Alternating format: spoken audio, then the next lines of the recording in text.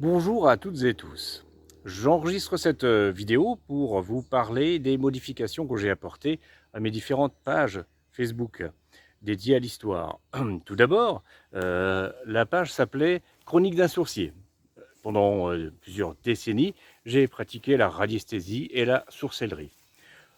J'ai abandonné cette pratique pour des raisons un peu complexes, car j'ai compris un certain nombre de choses que je développerai certainement un jour dans une vidéo pour vous faire part de mes révélations en quelque sorte. En tout cas, je continue mon travail sur ces vidéos dans des pages dédiées, et j'avais modifié ma page en l'appelant d'abord, la croisée des chemins.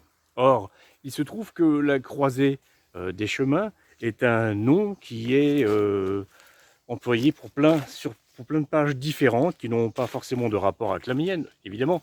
Enfin, c'est un peu gênant. Si on veut trouver ma page, on va d'abord tomber sur toutes sortes d'occurrences du même nom. Alors, j'ai donc décidé de renommer ma page Le vent de l'histoire. J'ai donc créé une page avec ce nom, mais ce que je vais faire, je vais faire fusionner toutes ces pages ensemble.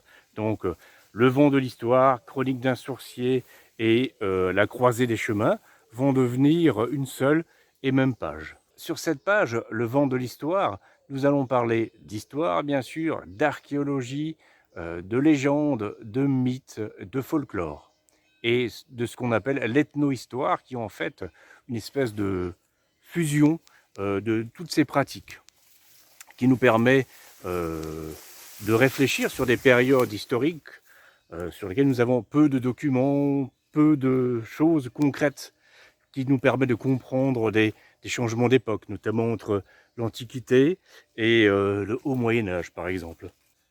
Deux nouveaux épisodes du vent de l'histoire ont déjà été tournés. Et bientôt, je vais faire le montage, c'est un travail assez long. Et bientôt, vous aurez donc des nouveaux épisodes du vent de l'histoire, notamment sur la cathédrale de Metz et la roche de Solutré. Alors à bientôt, salut!